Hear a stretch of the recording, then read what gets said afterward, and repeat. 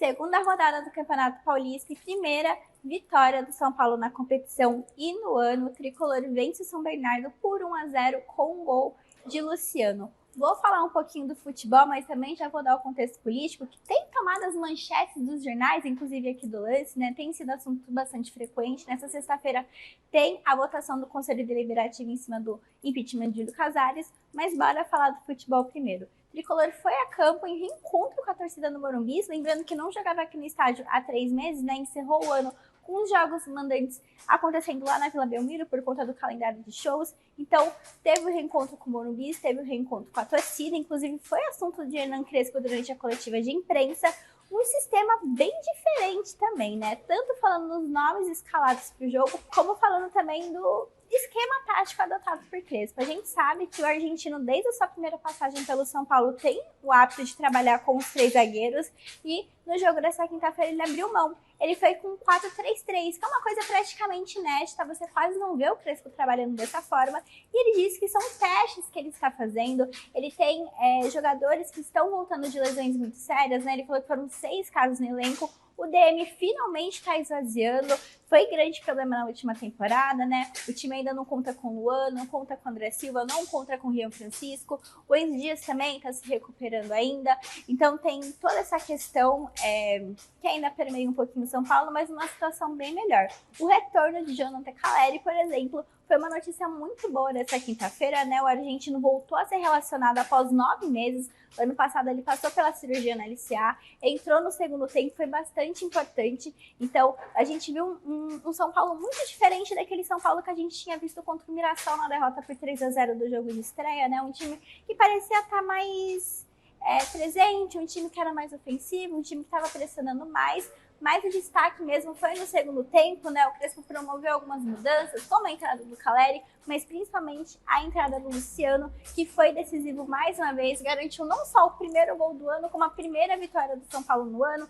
E em tempos políticos, em tempos de crise tão complicados, a comemoração chamou muita atenção, foi assunto tanto na zona mista com os jogadores, quanto também na coletiva do Crespo, que no momento do gol do Luciano, ele vai comemorar abraçando os jogadores, mas dedicando o gol para o Crespo. Então a gente vê que parecem 2 São Paulos, né? O São Paulo futebol e o São Paulo político. E agora, falando aqui da parte política, estamos falando diretamente do Morumbi, não tem como deixar de lado, né? O São Paulo vive nos momentos mais delicados da sua história.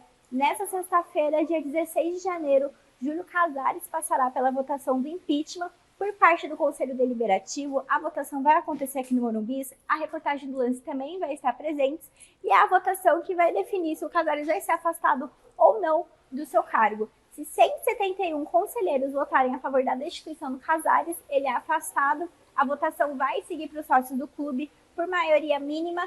Se os sócios votarem também, aí de fato Casares é impeachmentado. Mas mesmo se atingir esse quórum dos conselheiros, ele já é afastado do seu cargo e quem assume é o Harry Masses. E lógico que isso acaba refletindo em campo. A torcida manifestou bastante, o Casares ele não apareceu publicamente, né? Ele não desceu do ônibus com os jogadores, ele já tinha feito isso também em Mirassol, não falou com a gente, não deu entrevista, porém a torcida se fez bastante presente. Então, em vários momentos do jogo você via tons de crítica, você via ofensas direcionadas ao presidente. Tem protesto marcado para acontecer nessa sexta-feira também, e um dia que planeja ser histórico e planeja mudar muito o rumo do São Paulo, né? Tinha até um rumor se talvez ele renunciaria ou não.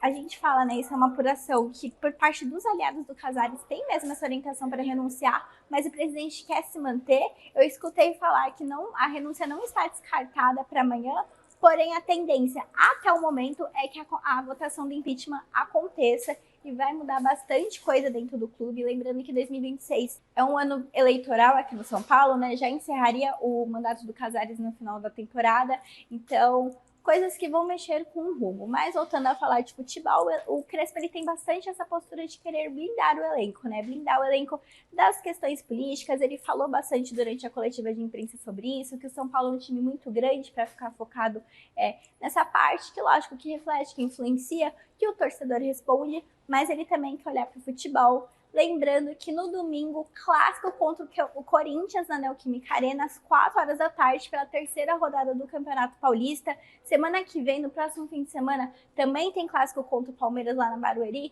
Então, uma semana bastante intensa para o São Paulo. E agora é aguardar o desenrolar, né? O elenco já se reapresenta nessa sexta-feira na parte da manhã.